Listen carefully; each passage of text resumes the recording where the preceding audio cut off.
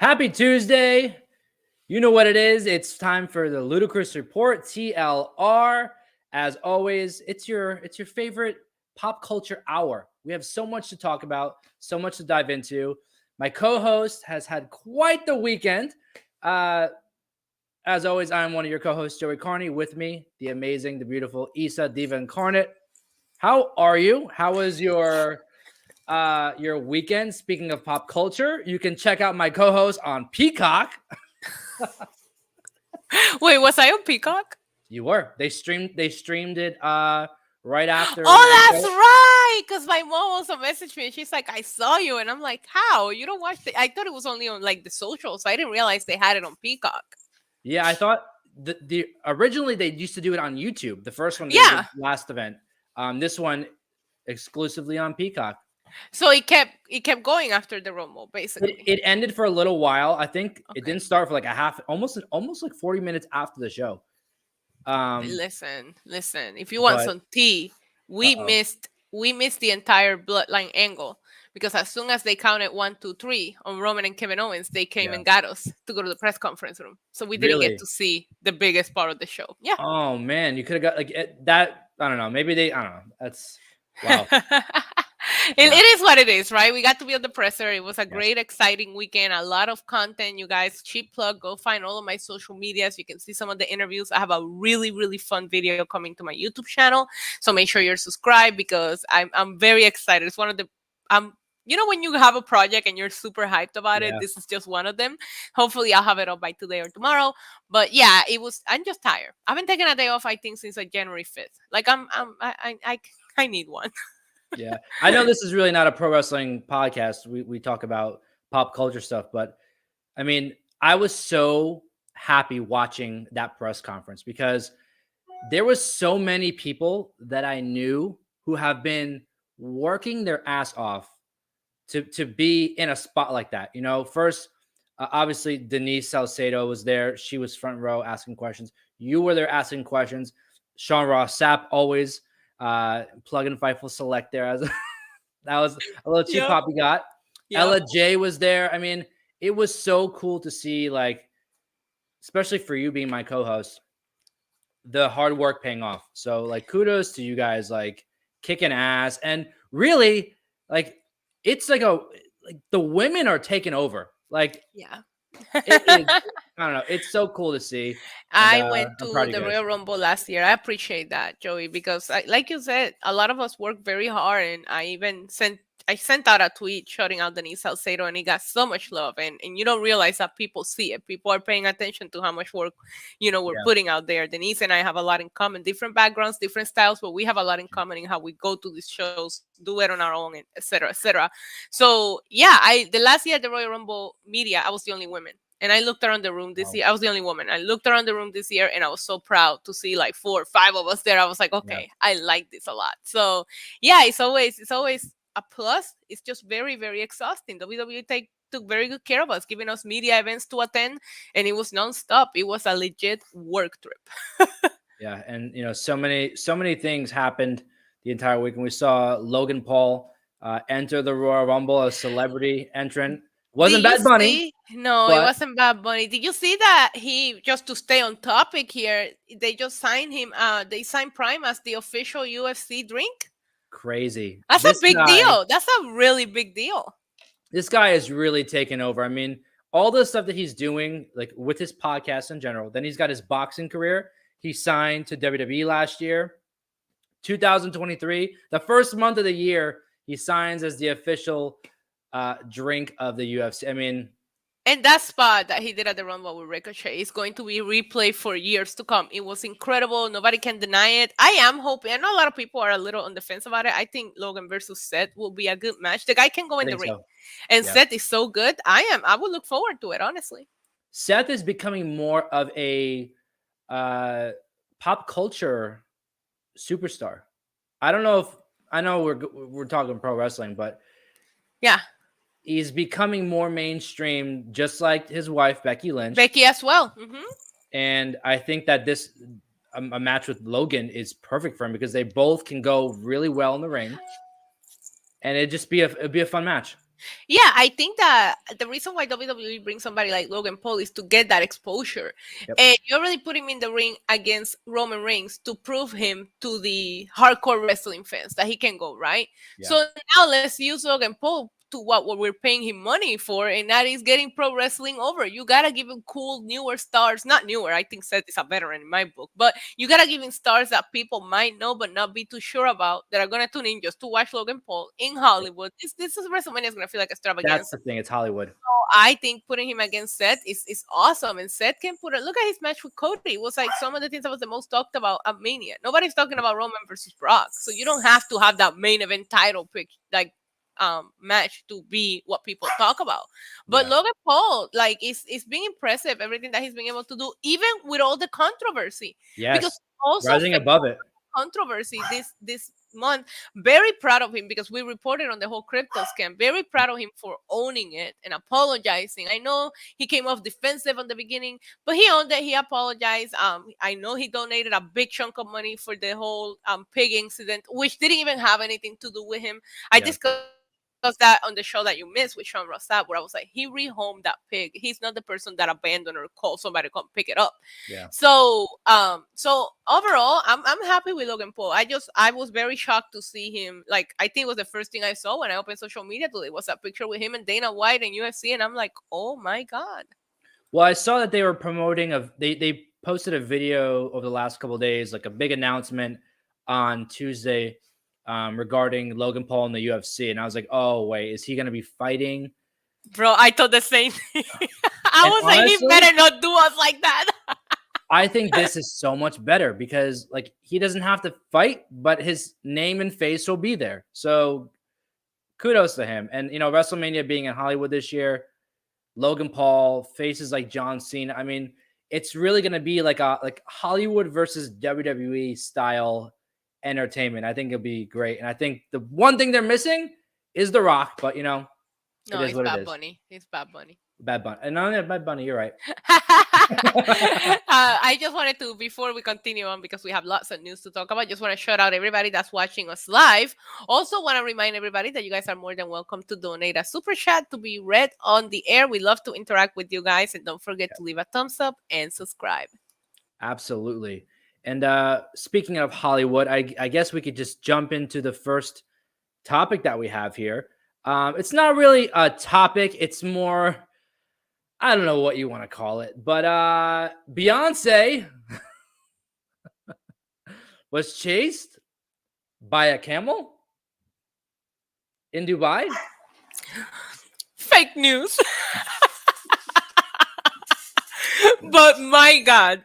It says TMZ report. I know. I got a kick out of it. Oh, and I'm like, first of all, I start reading the replies. Yeah. This is a fake tweet, you guys. We are talking about a fake tweet that was like went viral on social media. And the picture is incredible. But I saw it and I believed it. And it said TMZ reports. I always visit TMZ for research for what we do here. Yeah. And I'm like, okay, that would have popped up on like the first 4 or 5 things. So I searched Beyonce and I don't see anything. And I'm like, okay, they work me. I work myself into this. But then I started reading the replies and I was like, no. We still got to talk about this because this tweet is just gold. Yeah, I'm finding a lot of stuff on Twitter that is just completely and utterly insane. And I think it's the funniest content. I don't know. You have to dive a little bit for it, but I mean, come on. This is like some of the replies I was reading before we started the show. And do you see there's also like a couple of like Instagram pages that do like crazy posts like this and they don't like fact check their posts. Yeah. I don't know if you caught it. If not, I will send it to you. But somebody sent it to me and there's a picture of, remember the Becky Lynch mugshot? Yes. But they put it with like a crazy Florida woman headline and people actually believed it. Yeah. And there's a couple of wrestling fans in the comments going, guys, this is Becky Lynch. It was like something she got arrested because somebody made her sushi wrong. Like, it's like an insane story, but people are believing it. And then I'm like, yo, this is gold. But you have to watch out. Like I tell people all the time, the more the learnings of the story is you cannot believe everything you see on social media. Like, fact check please. I saw another tweet the other day, and it was, I can't remember. It was a wrestling, like a person, like I can't remember what it was, but it was like passing out, and it was like, oh, this is what Pfizer vaccine did to my uncle. And it was like a clip from a Raw episode, and I'm like, my God. There's a comment. It says, "What is this, On the Run 3?" from Beyonce. No, there was one that says the person who hired the camel, and it's a picture of Jay-Z. Oh my gosh. The picture is hysterical. Yes. They did an awesome job putting this tweet together. I'm gonna retweet it right now. Yeah. I don't want to spread fake news, but in case people are watching the show and they want to know what we're talking about, news. I have just retweeted. Oh man. But I saw it and I was like, okay, if this is true, we're gonna spend the whole hour talking about this, because I was like mind blown by it. And then, with it not being true, I still DM'd you and I was like, I'm sorry, I still want to mention this because it's just too funny not to. Beyonce chased by a camel after her performance in Dubai. You know what? It's not an article or any news that I found for the show. It honestly, I don't know why it just came up in my brain, because we're talking about like pop culture and Beyonce and artists like that. Did you see what's going on with the Jonas Brothers? They just got the Hollywood Hall of Fame thing. Hollywood Walk of Fame. They have a new album coming out, and it was so crazy because I saw a TikTok of them like giving a speech, like thanking everybody, and they all thank their wives, and then they all thank their kids, and I'm thinking to myself, I feel so old. Oh my God. You just made me feel old when you said they all thank their kids. I'm like, Jesus, the Jonas Brothers have kids now? They were kids. Yes. I still thought they were kids. Yeah. I'm roughly the same age. I think they're a little bit older than me. Like a couple years, maybe a year or two older. But fun fact, I actually grew up in the same town as them in New Jersey. And I had no idea. You didn't know? No idea. Until later on. Yep. That's funny. I always felt that way about Bad Bunny. We're from the same hometown. Yeah, their dad ran the church in our town, and wild, crazy. They didn't go to the same school or anything. I had no idea. But that's insane. That's insane. You probably were buddies with them. Not right? Imagine this is my friend Nick. What's your last name? Jonas? What the hell? Well, I don't. So here's a fun fact: because I asked my mom to find the records, because my mom used to coach baseball teams, like little kids, little league baseball teams, and I used to do the scoring for her. So I was like, Benito, Bad Bunny is a lot younger than me. But when you do the math, he would have been the age of the kids we were coaching at the time. Yeah. So I'm like, Mom, imagine if he was one of the kids that either we coached or went against, because he was local from that town. We just divided it by neighborhoods, right? Oh, and my mom is going crazy because he did play baseball. He talks about it. So I'm like, my mom is going crazy trying to find the records to see if he was like one of the kids that we coached. And I'm like, maybe you shouldn't find them, because then I'm gonna feel really old if he was one of those little kids that I was like teaching them how to do the baseball scoring and all that. But I think about that, like how you said, maybe I went to school with them. I might have coached Bad Bunny in baseball and not even know it. Fake news. No, it was just funny. I'll send you the TikTok after, but Joe Jonas, I didn't realize that he's actually like really funny, and he's given his speech and he's talking about it's all serious. Like, I thank my two little ones at home. I guess they have two kids now. And he goes, Sophie, like, what up, homie? That's flat out what he said. She's sitting in front of everyone. Everyone's laughing. He's like, I love you. And what are you doing after this? Like, just like the funniest, like you would not expect that to be in a speech, but it was so weird seeing them all like grown adults thanking their wives, thanking their families, and then thanking their kids. I'm thinking to myself, holy hell. Isn't it funny how when we see someone, and I know you understand where I'm coming from with this, like you're watching them perform as singers, and in our case, what we do on our other gigs, like with wrestling, and you watch their gimmicks, and sometimes you don't even like the gimmick or whatever, but then you get a chance to either see them in a different environment or interview them. There is so many superstars and talents that after I interview them and meet them in that, not in a wrestling show, then I'm like, oh, this person is going to forever be up here in my book now, from the way from whether they're funny, the way they carry themselves, the way they treat you. Like, it completely changes your mind, because you're used to seeing one side of them. You see the character. Get to see a complete different side, and you're like, oh my God, this person is awesome. Yeah. And that has happened to me a lot, especially in the last year, that I have really been like working really hard to get more interviews and do more interviews, when I'm just like, okay, when I'm watching Raw, of course I'm going to tell you how I feel about that character, but I can never Yeah. talk about them negatively because of getting to know them and just seeing the way that they are. Of course. No, it's powerful stuff. It's Hmm. really like you get to know somebody and you see the real side of them, and or just even learn about it, to be honest. And it's just, I don't know, it changes your whole perspective. And I think that as we get older, that's one thing that I definitely see different in my life. Like just seeing people, how they're portrayed on TV, whether it's wrestling or just a celebrity in general, and you get the chance to meet them in person, uh, even if it's for a 5 minute conversation, whatever. Just crazy, crazy stuff. Um, and speaking of crazy stuff, I thought we both kind of found, you sent me this article, and it was one I wanted to use as well. Um, Michael Jackson, there's a new, I guess a new, like a movie that they're making on him. Um, and his nephew is actually going to be playing him in this movie. And it's crazy because if you look at the picture, Yep. identical. Like it is insane.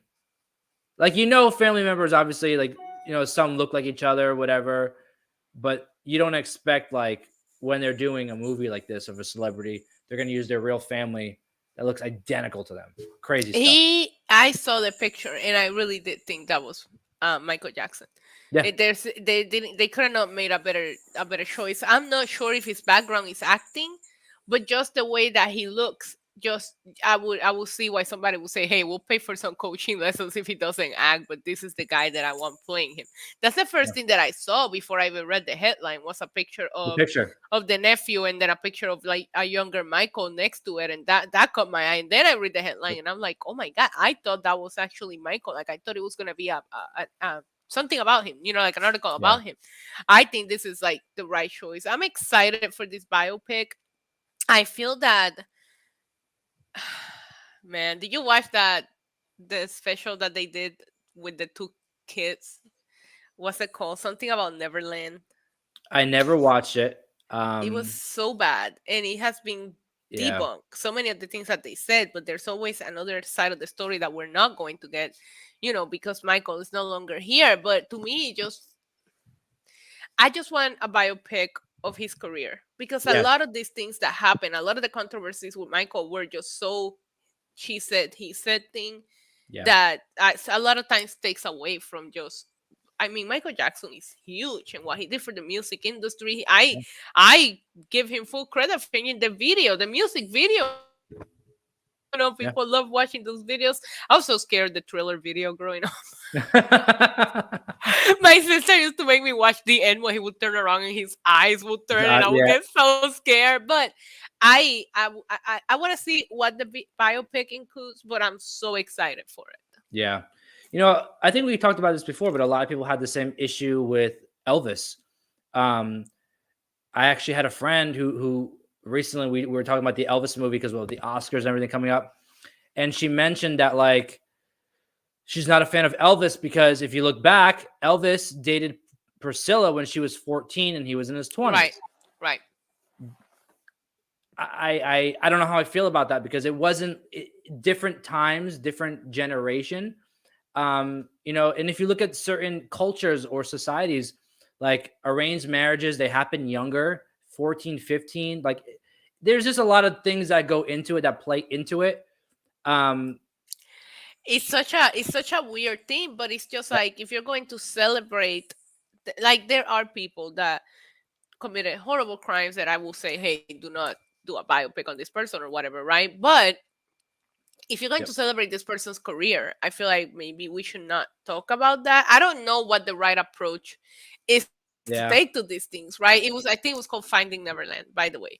And if you go on YouTube, and so many people debunking it, and there's just a lot of controversy about how that came about, and so many things that were not truthful. But yeah, I don't that doesn't take away from my enjoyment of Elvis and what he did for the music industry, right? I see it and I find it icky, but The one thing that I always gave him is that he kind of stayed with her. This wasn't a guy that was just out there dating young girls all over the place. You know what I Yep. mean?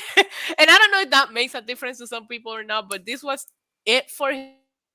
The relationship, that's who he stays. But in regards to Michael Jackson, like so many people have so many different feelings about him. And I remember slightly some of the things that happened, during that era. I remember the presser that he did, that I don't even know how he paid all these TV channels to stop showing, just to do his, you remember his like public statement? You probably don't remember, but I mean, everybody knows about it. And I don't know. I think it's a sad story. I have fallen into the rabbit hole. Here I go with my YouTube rabbit holes of what happened to Neverland. And it's very depressing to see it. I think somebody bought it and they're working on it now, but it's very depressing to see how it was left. And to me, that felt like it was probably one of his escapes, one of probably his favorite places. And it became probably such a haunted place for him that he just let it go and he didn't go back to it. And I guarantee you a lot of it has to do with all the accusations and having FBI and people stuff. I remember, like, we were talking about Lisa Marie Presley recently, and I remember the videos of them walking around that beautiful ranch and all that. So anyways, I'm glad he's staying with the family, the person that's going to be playing him, especially because that's how Michael got started. The Jackson 5, it was always in the family. It's always being a family thing. So the fact that even the biopic is going to be kept in the family is awesome. I would love to see his kids, at least Paris. Paris seems to be very like friendly with media and being public. I would love to see her have some kind of role in the movie. I agree. And that's kind of where I was going to go next. I would love to see, like you said, keeping it in the family, one of his kids be involved somewhat in that movie. I think it'd be, I don't know, a nice touch.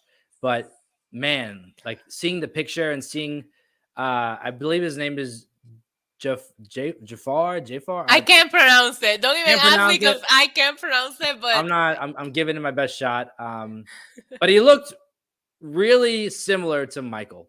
And I think that it's just going to make it that much more special. I hope it's just about his career and the things that he's done, because like you said, I want to know if he's going to do the dance moves or if they're going to bring somebody else to do the dance moves, because my favorite thing about Michael Jackson will forever be his dance moves. And that's where the challenge is. They found somebody that looked like him, but can you find somebody that can dance like him? Because there's still not a lot of people that can pull off some of those moves that Michael Jackson did. Well, in the article, there's a picture, I believe it's him dressed as Michael, and he's kind of doing one of the dance moves with the hat. So it could be him.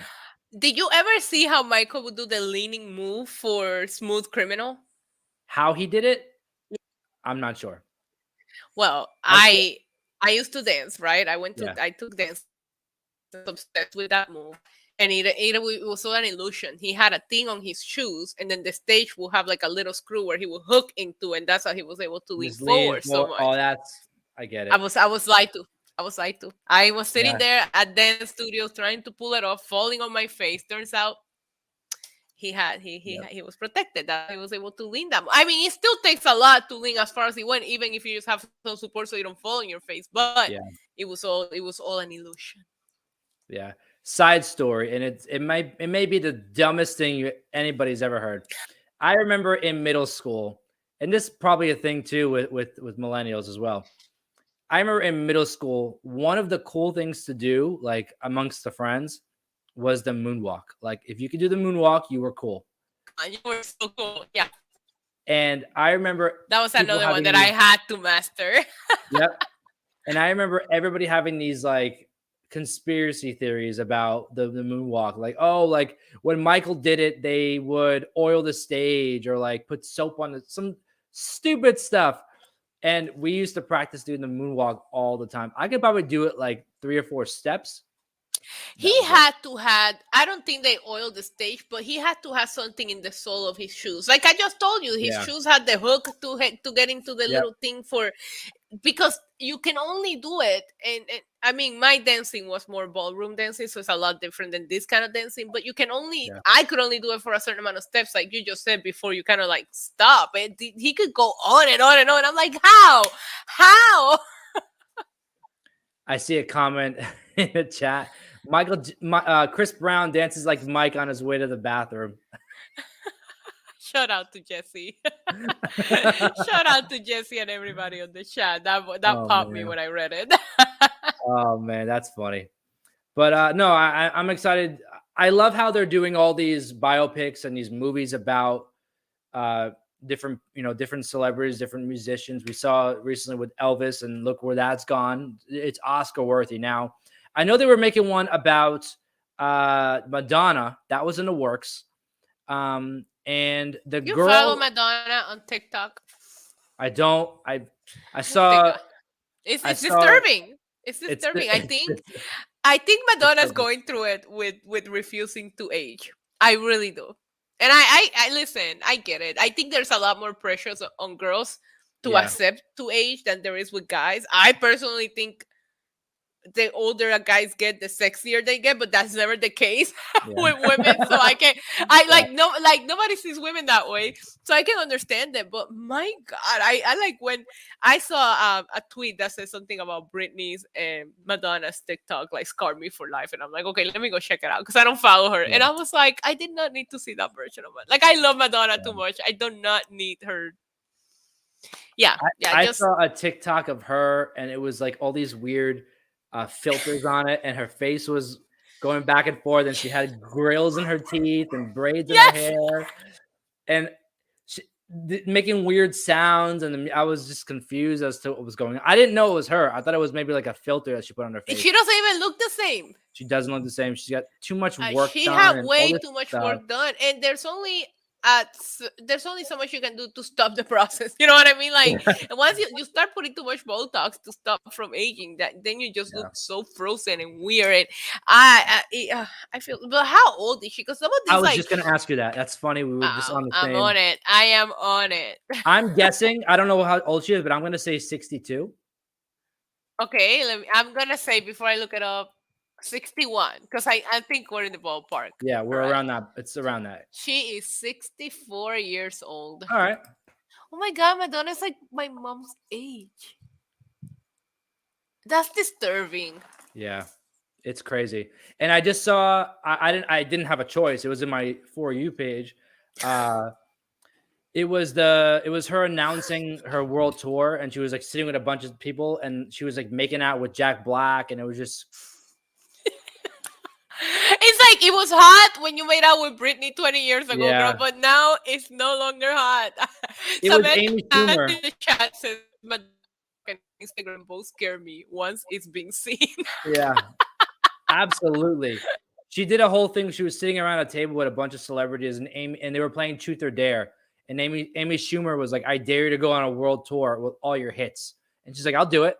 That was kind of her announcing the tour that she's going on. And Jack Black was there, and someone said, "I dare you to make out with Jack Black." And she was like, her tongue was down his throat. It was a lot. It was a lot. Okay, well, at least we know she's still the same old Madonna that she was back in the 80s. I know that, but yeah. Do you ever watch the video that she posted of her son dancing when all the protests were going on and all that? No, I've never seen it. So like she posted a picture of her son dancing, and it was like her way of like joining in the Black Lives Matter and all the protests, and it just ended up backfiring because everybody was like, "Oh yeah, Madonna, that's gonna stop the police from killing people. Your son dancing to end racism." It was the best. It was so funny. Like, sometimes celebrities are so like blind about the things that they do or say that you're like, you really think that's gonna freaking help? Like, I get where you were going with that, but you completely failed. What she's doing right now, and it's kind of like sad to say, but like what she's doing right now is like and it's not just her. I know other celebrities that do it too. They continue doing, like, they don't have anybody around them to tell them like, your time is done. What no, these people are surrounding. They surround themselves with yes men and women because they pay these people to pretty much tell them, "Oh yeah, you're doing the right thing," and it is sad. You know, you would think that maybe family members. I feel family members should be the one to step in because they're gonna hire the people that are gonna tell them exactly what they want to hear. Yeah. But when you're a mom, when you are, I mean, considering her age, I don't know if she is or not. She could be a grandma, but I don't know because like. Am I not gonna tell you that when you say she's going on a world tour for 2 seconds, my brain say, "Oh my god, I gotta go to it." Yeah, because she has so many hits, like, and she brings me like the nostalgia listening to Madonna music. Is Yeah, this world tour is gonna be just her hits. It's just a hits tour. Oh my god, stop! Why are you trying to tell me this ticket, Joey? Come on. And Samantha in the chat, she just wrote, "Let's be honest though, we're talking about her." Absolutely. I mean, listen, that's the thing. It's like she's Are you way ready for a good one? Point. Huh? Are you ready for a good one? Yeah. Do you know where she will not be coming on that world tour? It's Puerto Rico. Do you know that she's banned from performing in Puerto Rico? Really? She came here in a concert once. I went to it with my sister. I was very, very young. She grabbed the Puerto Rican flag and put it on her crotch and started rubbing it back and forth. And they decided they don't want her here no more. Wow. This was back in her pointy bras, Madonna is out there days. But yeah, they don't want her in Puerto Rico. I have to travel if I want to see this. You might have to come to New York for a few weeks just to. Hey, we can have a coffee. Exactly. No, she's just, I don't know. Like, I wasn't like a fan of her. Like, I think she was before my generation. Like, I think, I don't know, maybe a little before. You calling me old? Calling me old, bro? No. I mean, listen, everybody has their thing. You should like Madonna. You know who I love, and it was way before my time. And this is one guy, one celebrity that I can say he can never stop because he's just still good and he gets better with age. Billy Joel.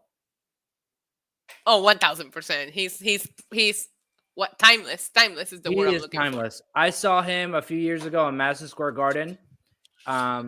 He's he's like 100 shows in there already. This guy's insane. His MSG shows are legendary, but there are a couple of people that I feel like it doesn't matter how old you are, their music hit, and it's just like Frank Sinatra, Johnny Cash. There's a handful of people that their music is gonna hit, and you're gonna jam to it, and you're gonna like.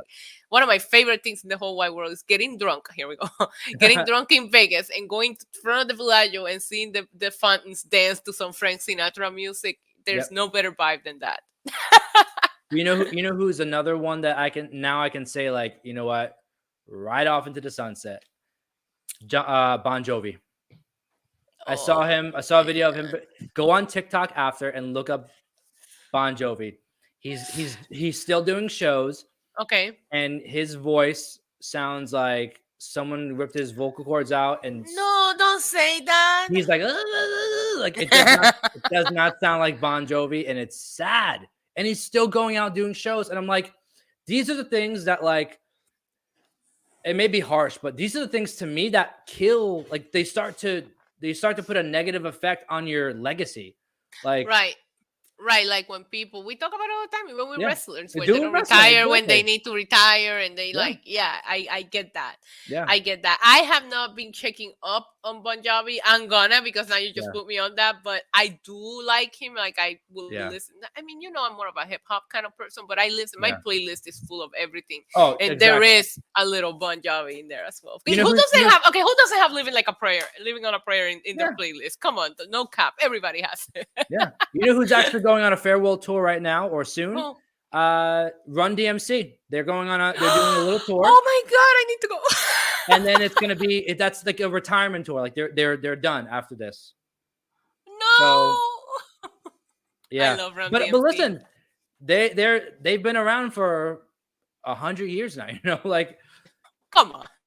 They're still good. But also timeless. There's a lot of Run DMC songs that you could put on today and you can still jam to it, like whether they came out today and they're like 20 years old, 30 years old. I don't even know how old these songs are, but come on.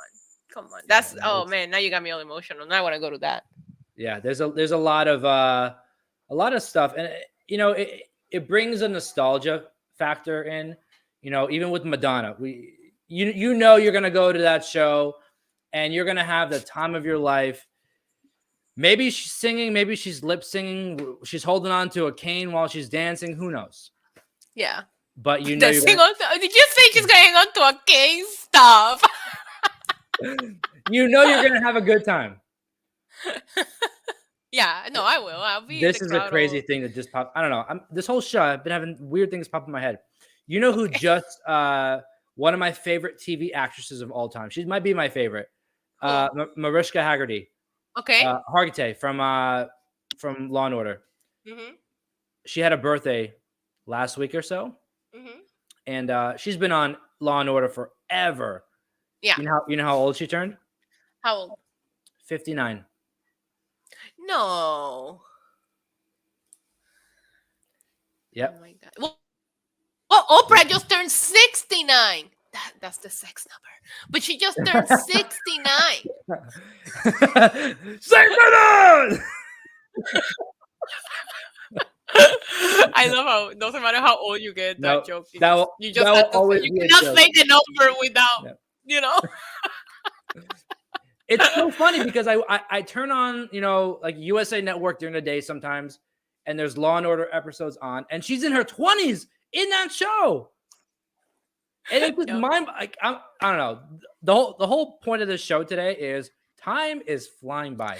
But have you noticed the women that and no shade on anybody. I have nothing against getting work done or whatever. But have you noticed? Because also the other day somebody was talking about Angela Bassett, who I think is still a 10, and she's 60 something too. And I noticed that the women with the least amount of work done, at least on their faces, are the ones that are aging the best. Yep. Or a lot of them will start getting the Botox at the right time, right? The problem that we're having today is that women are starting to get Botox in their 20s when this is supposed to like prevent wrinkling and all that. So by the time you start wrinkling, and then once you start getting it, you have to keep up with it, right? So I feel like if you start getting it at the right age, then you don't look like Madonna does now, you know. But I do think that a lot of the women that I see that are aging like beautifully and you will never be able to tell their age are the ones that are staying natural. Like, I don't, whatever, you do you, whatever makes you happy. Right, Jennifer Aniston. I don't know Jennifer Lopez is on her 50s and she's stunning. Listen, I don't know if they're natural, but it would be hard to tell if they weren't. But there's a way to also like cure your lines and all that without looking like you had, like, there's like this. Okay, my dog is very angry right now. There's like a stigma that, like, I don't know, everybody now looks the same. The way that the work that people are getting done is like the big lips and the fillers and this, like, everybody looks the same. We're not designed to look the same. Yeah, it's a trend. It's a trend. But, sorry, I'm arguing with my dog. You're good. You're good. Staying on trend, and I know it's a bad transition, but we're talking about musicians. We're talking about people who just should go away. And, there's an article here that we found about R. Kelly. And, bro, when I found that, I was so mad. Crazy. Like insane. How? That's, let me read the title of the article so people watching can hear it. But it says R. Kelly won't face state charges in Illinois following the federal convictions that he had with those rapes and all the crazy stuff that he was found doing. This guy is, and he got found guilty in a federal court. Like, how can they?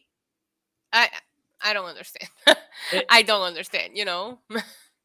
It makes no sense to me. And a lot of people were like, celebrate, because it took forever to put him away. R. Kelly has been out there with allegations for a long time. Remember when the movie came, like when the tapes were leaked, the person in that tape was underage, and then the whole thing came out, Surviving R. Kelly, where he was keeping these girls hostage, and like there's a lot of really, really wrong things that this guy has done. And the fact that somebody would like come now and he might possibly be free after we were all not celebrating, but at least felt like justice was served, it's horrible. Yeah, he was serving a 30-year sentence in New York, but I mean this is just insane. Like, I was reading the article earlier, and how it shows that there are cracks in our justice system. Yeah, but we all know that, and I wonder if this is a money thing too. Do you pay your way into getting these charges dropped? You never know. It's got to be. It always comes down to money somehow. But I mean, this is just one of those. I don't know. This is just. I want to spend as little time as possible talking about him. Yeah, he doesn't deserve it. But I mean, from it. But it was just upsetting, and it was all over the news. So we figured we just bring it up. Yeah, it was one of those things where we had to discuss. But this guy is just he he's trash to me. And like, you know, he's had some great hits, great songs. And I know we talked about before, like with Michael Jackson, for example, like people who had great careers and went on and did some, you know, crazy, horrible things or whatnot. This is one guy that you can't. Now let me ask you something, because you see down, obviously, you know, from our hometown, in the chat saying he's never getting out of jail. He's just not facing charges in Chicago. I do understand that, and I sometimes I'll be, because you know I'm into true crime. We established that here. I've been watching these shows and I see people get sentenced to all of these years, and sometimes I even wonder, is it a point to give him these 3 consecutive like life sentences? But a lot of times, yes, I want this person to be found guilty of everything that they've done everywhere that they've done them. You know what I mean? It's the point of it. Yep, it's 100% the point. If they did something that, all right, they're not going to be charged with it, but they'll get time. No, it should go on record saying they were charged with this because they did this, and the time that they serve or whatnot is the punishment, and that's how it should be regardless. Do you remember when he came out with those closet videos that it was like a movie series? This guy is a nut job. He's a nut job. And all the memes that came out of that. He should be behind bars. He should have been behind bars a long time ago. And then he went out and did those interviews and he acted like a crazy person. Like, this guy is just... He acted like the victim. Yes. Mm-hmm. Yep. Anyways, that's all. Apparently, it's just on the state of Illinois, which it doesn't matter. I just hope that we just never have to see him again. And we don't even need to spend any more time talking about it. I'd rather talk about Madonna's TikTok than our right. Agreed. But the last article we have for today, for all those listening and watching, you saw it in the title. Mr. Beast is in the news, something that you rarely see happen. And this one is a little strange because I saw when the video was posted, I didn't watch it, but I saw the title and I thought to myself, man, I don't know about that. It's not okay. I am, you know, I'm a YouTube nerd, right? Yeah. So of course I've been subscribed to. It's really funny because I have a lot of respect for Mr. Beast and what he does. Absolutely. I also have been subscribed to Mr. Beast since the PewDiePie versus T-Series thing, when he came out with the video and made everybody subscribe to PewDiePie, and he had 100,000 subscribers then. Like, to me, it's insane that this man, not only he surpassed PewDiePie, he was like the head of the campaign to keep PewDiePie as the #1 YouTuber, and now he surpassed him by like 20 million. PewDiePie is at 111 million subscribers. Also, the fact that you have that many people watching you is crazy. Yeah. So, okay, I might be a little biased, but I'm a big fan of the individual YouTubers, not big corporations being the people that run YouTube, right? So the video is very wholesome. He went around the world, not just in the United States, and he provided this surgery. And some of them, he gifted this guy a car. He gifted somebody else $50,000 for college. Like, you know how Mr. Beast does his videos. Of course. When you look at the YouTube comment section, it's very positive. But when you go on Twitter, there's a lot of negativity around it. But I personally feel, and for those of you watching, the video is I cure 1,000 people's blindness. It's people that have this condition that is a very easy surgery, but unfortunately, because of our healthcare situation in the States and America, it's impossible for them to get, and other places in the world. Yeah. So he provided the surgery for some people, and people were able to see again. Some people have never even been able to see. Some of them lost their vision over time, etc. Yeah. So I feel like the stand that people are taking shouldn't be against Mr. Beast. It should be against our healthcare system. Yeah. And people, of course, are now turning it into, oh, he's doing this for views. And even Mr. Beast had to come out with a tweet where he's like, okay, use your money for good. I do that. And now people hate me for it because I'm plugging in my brand. There's no sponsors. There's no, make sure you check this out. No, it's just him doing the, I mean, I don't know where the controversy should be directed towards. Is he doing this just for views, or is this more of our healthcare system? I think once you hit a certain amount of subscribers, you don't have to try to get views anymore. Mr. Beast could sit down and count from 1 to 1 million on a video, and he's gonna have like 50 million views on it. I personally don't think that he's doing it for views at this point. I don't, and call me crazy. What do you think? Here's the thing. Anybody that makes a video, the #1 thing is to get views. It plain and simple, you know, like when you or I go to do a wrestling interview, we want bigger names. Why? Because the bigger names get more views. It's common sense in regards to YouTube. So of course, I believe that Mr. Beast, regardless of what he does, he's gonna find stuff that obviously brings views, which at this point, like you said, anything he does brings views. But I also think at this point now, because he's bigger than YouTube at this point. He's bigger than a lot he of really is. He's bigger than a lot of platforms, you know, that you can watch shows on. You know, like this has never been done before. It's never been heard of. Like this is what he's doing is just crazy, crazy stuff. This video has, by the record, 64 million views in 2 days. People make fun of AEW for not getting 1 million viewers. We're talking 64 million views in 2 freaking days. This guy puts out, I remember his YouTube schedule before, he was putting out video after video. Now he's down to like 1 a month because of the style of the type of videos. This guy puts in over $500,000 to a couple million, whatever, to film these videos. He makes it all back, though. You know, in my mind, because this is how I would do it. If I was in his position and I'm doing these videos, you want to bring, obviously, people look to bring controversy, but good controversy. Obviously, there's people who want to bring bad controversy and stir shit up because they want, you know, whatever, clout. But in this case, I think that he was doing it to be of service, to help people. You're always going to, we live in a society today where there's always going to, it's not black and white anymore. There's no yes, no, wrong or right. There's 100 million different opinions and right. truths behind it. You're never going to please everyone. And when you decide that you're going to be a public figure, whether you're Mr. Beast with 130 million subscribers or somebody that just opened their channel and has 2 subscribers, you have to be ready to know that you're not going to please everyone and that you're not for everyone. A lot of people always ask me, what would be the biggest advice that you give me if I want to start? That's the biggest advice. Be ready to not be for everyone. Your content is not going to be liked by everyone, and you have to be okay with that, because I don't like everybody's content. So why would I expect everybody to like what I put out? Be yourself and make the content you want. Right. So imagine having that at the scale of somebody that has 130 million subscribers. You know, he has people that just hate watching. Let's just start with that. Everybody has people that just tune in to hate watch and criticize what you're doing.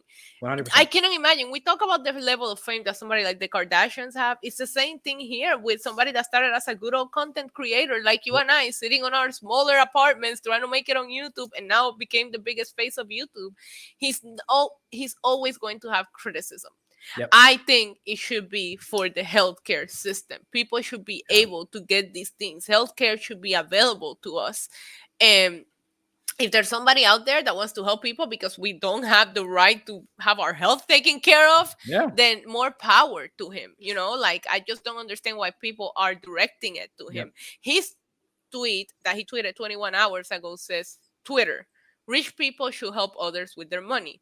Me. Okay, I'll use my money to help people. And I promise to give it all away before I die. Every single penny. Now everybody thinks I'm bad. Decide what you want people to do. That's crazy. The title of the article that we found for the show says, Mr. Beast says he's raising awareness over preventable blindness. Others smell yet another stunt.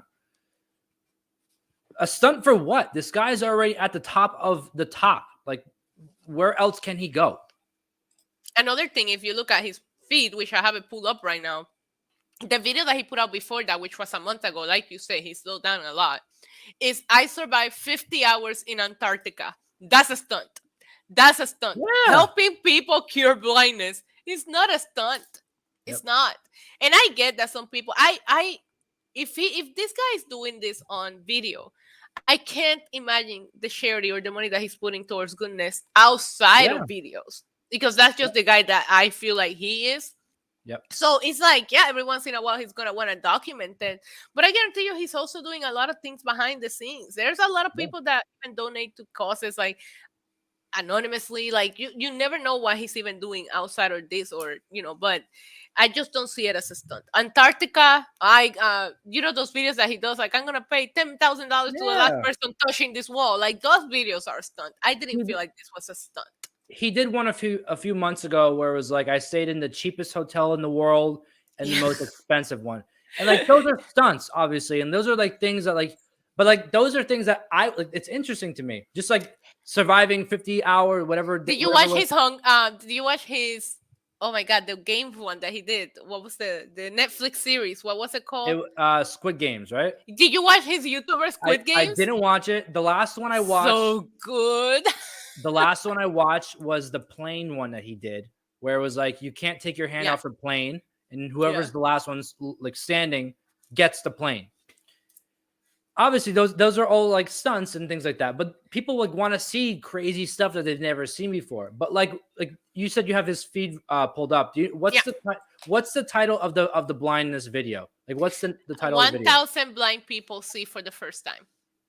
See, that title I think is the problem, because it can come off as like clickbait. I feel like once you get to a certain level on YouTube, I do see your point. You're gonna do it for views. He spent a lot of money and he has to make sure this money is made back on these videos. That's like a lot of people don't understand that aspect of it. You have to budget when you make videos that you invest in. You have to budget so that you make that money back, right? But I think that there's certain creators on YouTube that can put whatever they want as far as content, title, and thumbnail, and they're gonna get the views. Like, I don't feel like it's clickbait. Like, if you put that title on somebody that has 1,000 subscribers, clickbait. If Mr. Beast uses it, I don't see it as clickbait. Another thing that I have to bring up here is I like what he does, but he's not the content creator for me. Mr. Beast is 1,000% for kids. He does the screaming, the loud, like, I'm gonna tell you, like, I don't like it. Every once in a while, I'll watch it because he'll do something that's so outrageous that you're like, how is this guy doing these things? But he is not targeted for us. Therefore, maybe he's trying to show people do good. Like, because if you look at his viewerships, it's a lot of kids. So why not start teaching kids that are not even watching TV anymore? All they watch is YouTube. Hey, if you are ever in the position to help others, do it. Oh, exactly. I wouldn't mind if I had a kid, or if my nephews, my little cousins are telling me that they look up to Jimmy, Mr. Beast. I wouldn't say that's the worst thing in the world. I think he's legitimately a good dude. And I've seen a lot of the things that I take from him in my YouTube nerdness is I see him in so many podcasts and so many interviews. And the way that he sees YouTube is he is a genius. Like, he talks about how the thumbnail is the most important thing to him. He says sometimes they make the thumbnails and they make the video around the thumbnails. The ideas come from thumbnails. Like, he said, that's where it's at. That's where people will click. And it's like, it's amazing to me that he'll sit there and talk with smaller creators and give them all of his secrets and all of these tips. When I'm like, what are you doing, Mr. Beast? Don't tell us what to do as I'm writing down notes, you know? Well, shout out to our show's editor, Rob, because our thumbnail for this show is genius. Is the best one I think we've had so far. So shout out to Rob. That is a, I don't know. I saw it and I had a big pop. I was like, yo, Joey, did you see this thumbnail? But I mean, I'm gonna stick. I'm a big fan of YouTubers running YouTube and not big corporations. I was a big part of I still have a hat. I can go grab it. The subscribe to PewDiePie hat. Like, I was such into that movement because I didn't want a corporation to surpass PewDiePie, because to me, YouTube should still be what you and I are doing right now. Just two people. Exactly. It was like the first motto was broadcast yourself. It was for us to come out and be creative, and a lot of times YouTube doesn't feel that way. And that's something that I might not even like about Mr. Beast. His videos are so overproduced that I'm like, this is a TV show. I don't watch YouTube to watch this kind of production, bro. Like, what are you doing? It's something else. It's I don't know. The healthcare system should be better, and that's all. I'll leave it at that.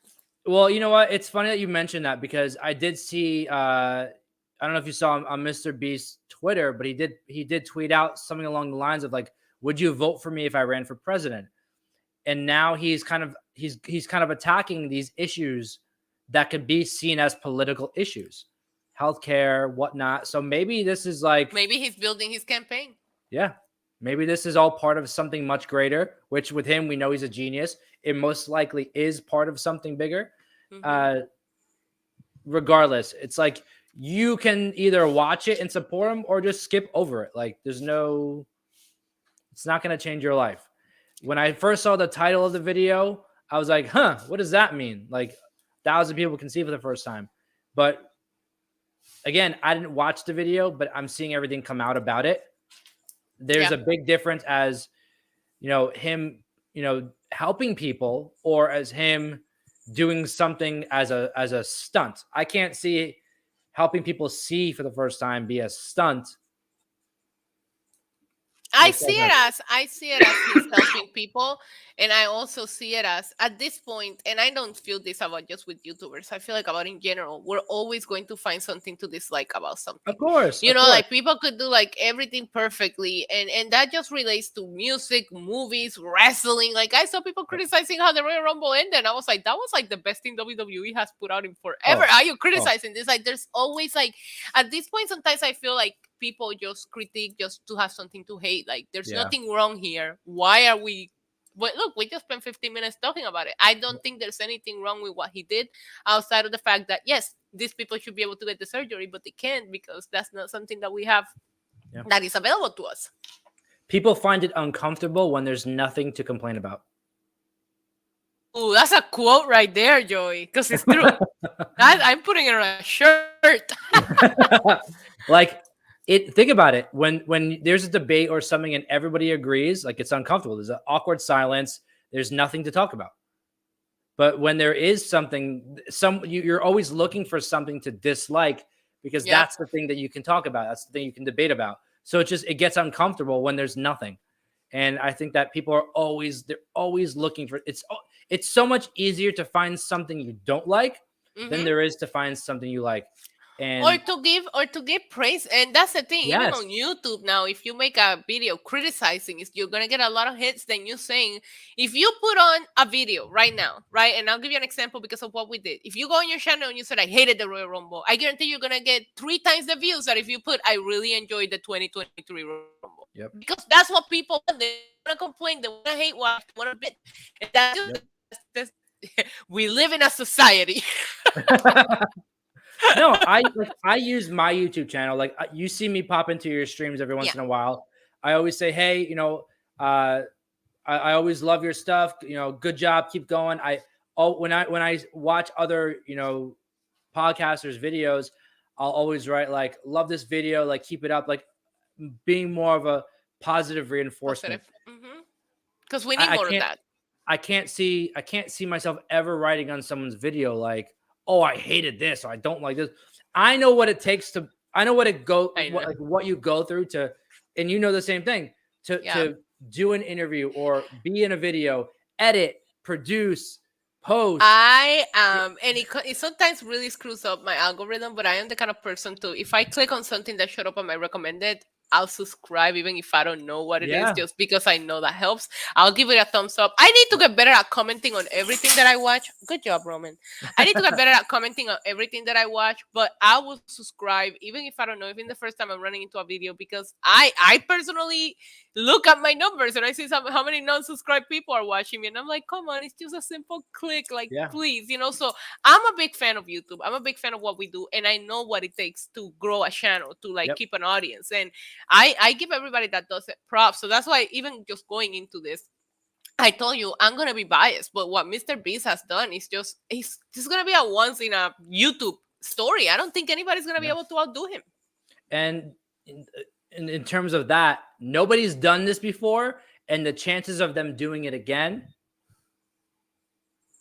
slim to none, because people are not even watching YouTube like they used to. Now I saw somebody like they were commenting about how nobody watches YouTube anymore. I think it was like Jeffree Star. I'm like, I don't think that's true. I consume more YouTube than anything. I'm still a big fan of YouTube, but I do think that now people, the reels and the shorts and TikToks, that's what's really taking off, the shorter content. I do think that's a trend. I think it will go away. I still would Of rather. course. The one thing that I like is videos that I don't have to be looking at my phone, because I use YouTube as background noise. I'll be Yep. cleaning the house with Cleaning. a good video playing, Yep. whatever. So I hate when people will do the put a screen that you have to read and all that. I'm like, come on, don't do this to me. I gotta go run find my phone so that I can read what I missed. But yeah, I do think that people will go back to watching longer term content. Yeah. I do think even Mr. Visa is lowering his videos to like 15 minutes, 8 to Yeah. 15 minutes seems to be the sweet spot on YouTube. Yep. But I do think we'll go back to watching long content, and that proves that with streams, I stream almost every day, and my viewership stays pretty steady Yeah. throughout it. So people will watch 3 hours if they're Yeah. entertaining. But I don't think that YouTube is gonna go away. No. I don't know that people will be able to do what Mr. Beast did. Like, I don't know that we'll see Yeah. that. At least not in my time as being here on this website. I spend a lot of time researching like the back end work and how all this stuff works and all that stuff. And basically, YouTube is trying to do what TikTok is doing, obviously shorter form videos, Right. with shorts. If you go on YouTube, the first thing that comes up are shorts. TikTok is now trying to do longer form video, Right. and you can now turn your screen sideways to watch full length videos, longer videos. They're doing SEO, trending words. You can actually look up on TikTok now, like a search engine. Yeah. They outdid YouTube in 2022. Not YouTube, Google in 2022 in searches. It's crazy how many people are using TikTok right now. Crazy. They're all doing the same thing. So I think once the trend stops of the short term, we'll see on TikTok longer form videos be more of a trend.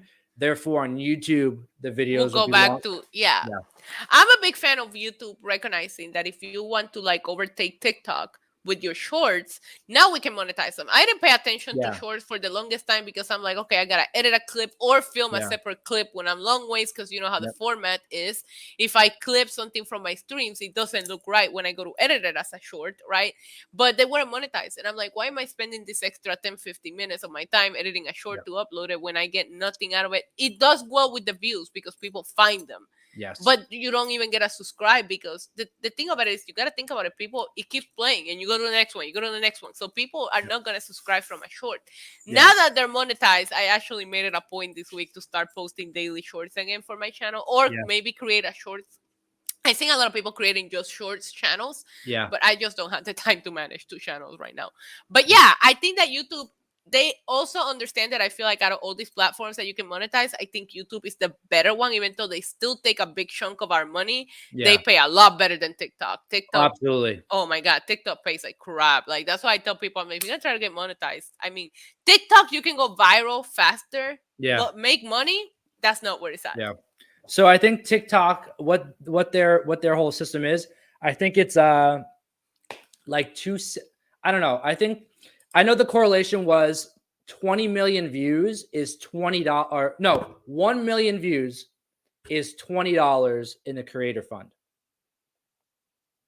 It is pretty hard to get 1 million views on TikTok. It's not as much as it's not as hard as it was, but it's still hard to do those kind of numbers.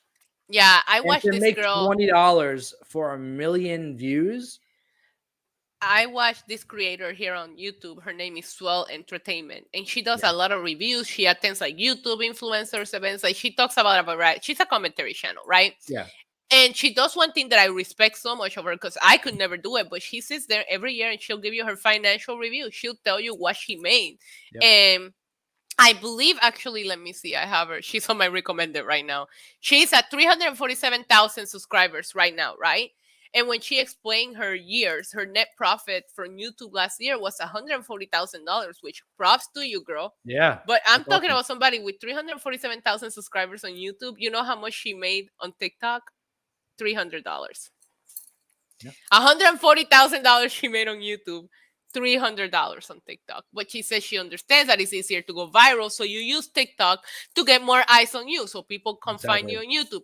So you have to know which platform and how to use it. You know, Instagram, I think, is a great platform to find sponsors.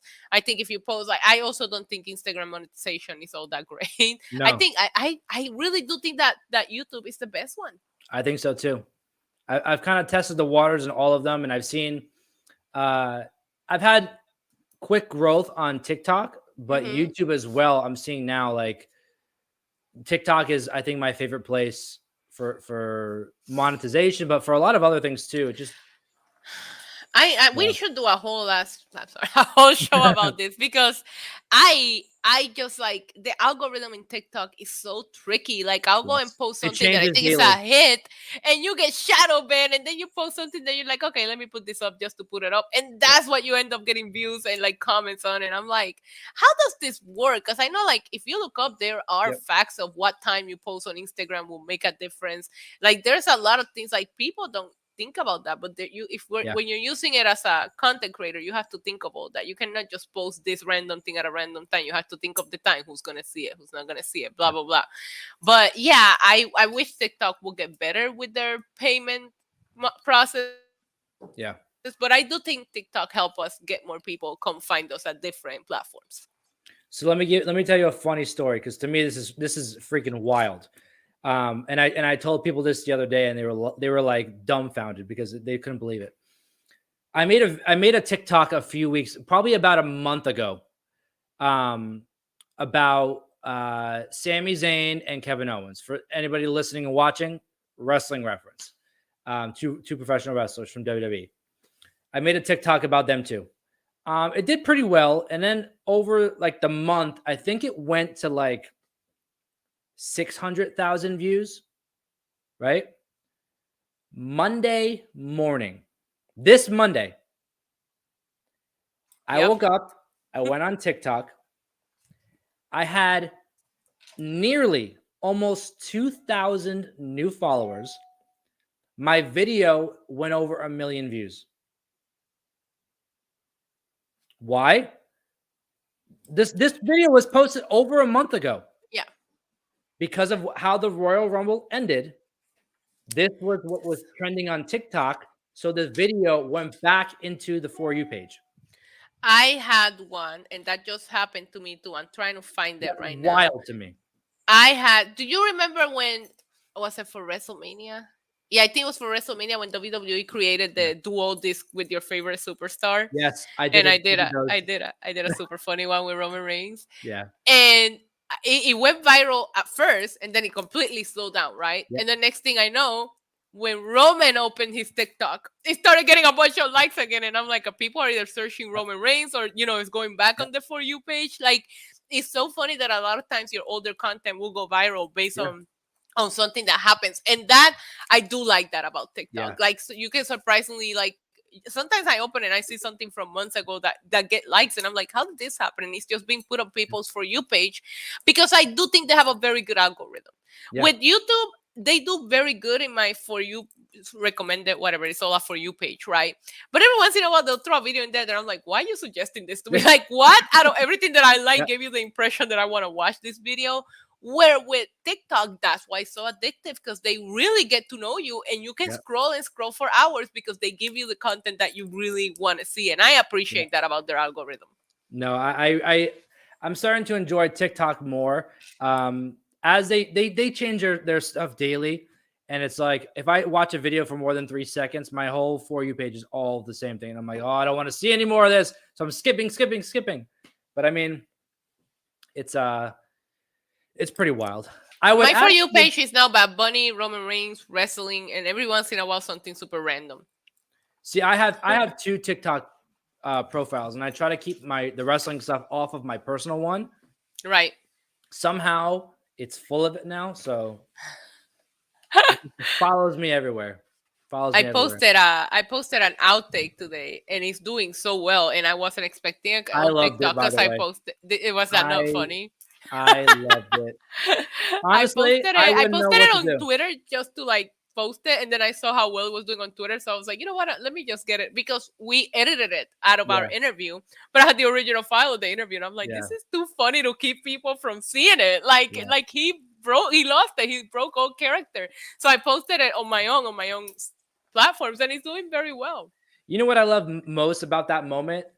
It wasn't from your video per se, but Sean Ross, his face when that was happening in the background of his video Yeah. And then seeing your video from like a different perspective of that happening, like, and then I The saw entire another room. Did you person. see the video of Go to Wrestling Inc. Cheap plug? Yeah, They have the actual moment of when the Street Profits were doing that, yeah, but everybody stopped and people yeah, started either taking a video or like you saw my video, we're just staring at them laughing because, yep, and they did that for Nick, they went crazy, but they did that for every single interview. The energy level that they have is insane. Every interview they were crazy. screaming, "We're going to Mania!"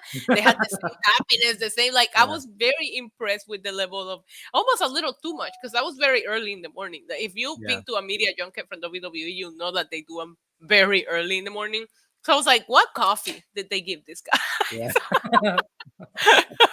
Because I my remember God, you asked Austin Theory, like, whatever they gave him, that's what I I need want. some of that.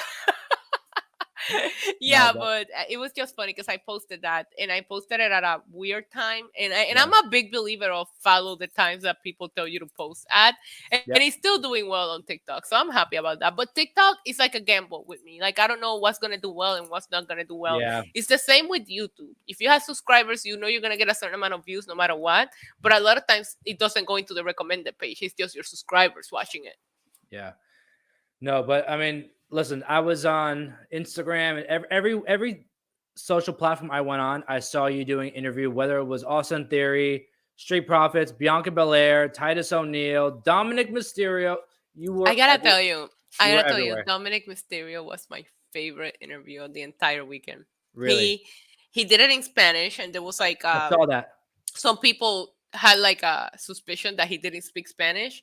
Joey, he Yeah, spoke better Spanish than me. I speak Spanglish. He spoke it very clear, but he stayed in character. And you know what my favorite thing about it was? When the Street Profits scream in the background of our yeah. interview, he said if they were in jail, they wouldn't survive if they scream like that. And I was like, oh my God. That's amazing. He was so good. He was like, I shouldn't be biased. We shouldn't say that. But if I gotta tell you one that I enjoyed or laughed at the most, definitely without a doubt, Dominic Mysterio killed it for me. No. It was so cool just seeing everywhere I opened, you popped up with all. It was awesome to see. I'm proud of you for Thank that. you. It was Thank you. you gotta I work very hard. you gotta give flowers when you can, you know. You know, I'm a big fan of that. We talked about that before about Yeah. just telling people how much you appreciate their work when they're still here because you never know. Yeah, and then to top off the night, seeing you ask Cody Rhodes questions, the big question, by Bro, the way, the with way the that WWE mic in your hand, it was the way just that awesome. everybody picked on me because I asked him about Roman, and I'm like, I mean, first of all, I get it because I'm the biggest. But Roman, Yeah, right. Everybody's like, yo, you kill his vibe because everybody was like, welcome back. How did it feel? This, and I'm like, he won the Rumble. They asked Rhea. Somebody asked Rhea, hey, you got a choice to make, you know? And I'm sitting here. There's no choice for you, bro. Like it's made. But because I'm the biggest Roman chill, like that's what they call me everywhere. Of course, like people as soon and I knew I started seeing my phone light up and I'm like, oh God, everybody's gonna give me so much shit. And like people were like, dead taxes, Isa talking about Roman Reigns. Let me tell you, I love seeing Cody do those media scrums. He was just my God. He put Denise on the spot. He was like, "Why are you yelling at me?" Like and I know we're pop culture, but I have so much. I gotta tell you something. I hadn't been with him in a media situation yet because I didn't do the AEW media when he was still there. He is made for WWE. The way he carries himself, the way he answers the questions, and another thing that I really respected, he looks right at you. When you are the one that asked that question, he's talking to you. Like you forget that you're not. I thought the entire time that he was answering me that question about Roman Reigns, and you forget that you're in a live environment because that's how he treats you. And he really is aware of all of us. When Nick got up to ask him a question, I don't know if you caught that part. He said, I know who each and every one of you are, because he's very aware of the wrestling media and what we do for them and how we, speak about them and all that, which people made fun of me because they were like, you saw it in his face as soon as you got up. He knew what you were going to ask. But Cody Rhodes is so well media trained. And I tell people, WWE is such a machine. And Triple H talked about this during his interview where he's like, I'll put what we do against anyone, any company, and I know that we'll do it better. They give all of these people media training. They give them everything. And they also capitalize on it. They start seeing who are the ones that are killing it on media. And you're going to see a lot of times we go to these events and sometimes we get the same people a couple of times. You want to know why? Because they know those are the people that are going to do what needs to be done at these media events. They get media training. They learn how to speak. But Cody goes an extra step. Level. Like he put over he's the only one who drank the freaking Mountain Dew. We talked about Mountain Dew for the last month. He's sitting on the table and nobody's aware of it until he comes out and drinks it. Yep. He comes out in the suit. This guy just won the Rumble. He got beat up. I like how Rhea came out too, because Rhea won it from number one. She had a bigger and more harder journey than what Cody did. So I like that she came out still looking beat up in her gear. Like, yo, I'm in pain. This is how you're going to get me. But Cody knows how to present himself. And I just never seen a bad Cody interview or a bad Cody media appearance. And he always, he has the room laughing. Like, I'm like, this guy is it. Like, he is an interviewer's dream. Yep. Yeah. He did an excellent job. You guys all did an excellent job. No, maybe for the next one, you'll be out there with us, Joey. Who knows? You know, times are funny. You never know what will happen. I'll make sure I'll switch the card so you sit next to me at the press box. Absolutely. But yeah, I think that we kind of covered everything for today. Any shows? I know you didn't really have much time to watch anything, so I wasn't going to ask, but I haven't had time to watch absolutely nothing. I'm still the only one that I keep up with is The Challenge. And to make it through this week's episode of The Challenge, I literally carry my iPad around the hotel room while I was getting ready to go from one event to the next. It took me like 3 sits down to watch the whole thing. I haven't had time, but I'm hoping that once I decide to take a day off, I'll get caught up on some things. Yeah. I'm excited for Cocaine Bear. I know that sounds stupid, but it's coming out this week. I think it looks good and I want to see it. But yeah, I haven't really had time to like watch anything, if I'm being honest with you guys. You guys can go watch my interviews. That's what you can watch. But yeah, go on Instagram, Twitter, TikTok. Issa just pops up everywhere. So, but yeah, no, I haven't really watched anything and been a little busy this last week. So we're gonna have you and I gonna have to take 2 hours of every week where we watch something so we have something to talk about, because we're setting up for WrestleMania season, and as wrestling content creators as well, this is like the playoffs for us, and sometimes you forget about other TV shows because we're so focused on wrestling that I think I'm gonna start making like a 2 hour on Thursdays where I just go and watch something else just to disconnect. Oh, I did start watching a show last week. It's called Fire Country. It's on Paramount Plus. I heard about it. I might have told you guys in the show last week. It's a really interesting show. So it's about a guy who's incarcerated, and to get time taken off of his sentence, he can enter into a redemption program where he becomes a firefighter in training, and they take time off of his sentence. Okay. Well, he accepts to go into the training program. They take him to his hometown. He doesn't know where he's going. The program is in his hometown, where his mom and dad are the fire chiefs. And oh my God. And nobody knows what's happening until there's rumblings that he's back and no one knows what's going on. They finally reunite, and it's there's drama, comedy, there's all this stuff around it. And you basically see this guy be around his family, but really not be around his family in a role of an inmate.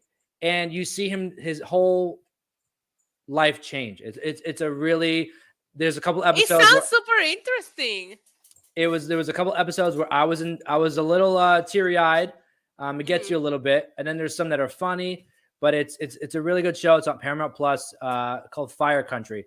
I don't know the main character. Plus is killing it with some of their exclusive content. They are. There's a Jeremy Renner show on there as well that's apparently really, really highly rated. I want to catch. But no, the main character of Fire Country, if you look it up, you'll know who the guy is. I don't know his name, but what I can tell you is that he was like the little emo boy from the movie The Pacifier with Vin Diesel. I know who he is. Yeah. I just Googled it. I know exactly who he is. I don't know his name, but I recognize that face immediately. He's like a Disney child star. I don't remember his name, but like he's a grown up now, and he grew up, huh? He's a badass. Damn, you don't look emo no more. No, it looks like he could like eat Mark Wahlberg or something. I don't know. Yeah, good guy. Well, that's good to know. I'll check it out. Yeah. That actually sounds interesting. Really good show. And no, that's pretty much it. Yeah. There you go. Yeah. I think that kind of sums it up for today. We went a little over what we normally do, but there's so many things going on in Issa's world and the pop culture world. We have to get the inside scoop. So I'm happy we were able to do that. But for everybody tuning in, listening, thank you once again for being engaged in the chat. You can always get those super chats in at KYN chats.com if you're not live. And again, if you haven't already, please subscribe down below, like the video, and comment maybe something that you think that we can touch on next week, or something that you loved from this video that we can continue doing. So again, Issa, as always, thank you for your time. And thank you, Joey. I love talking with you every Tuesday. And we will see you guys all next week. Adios.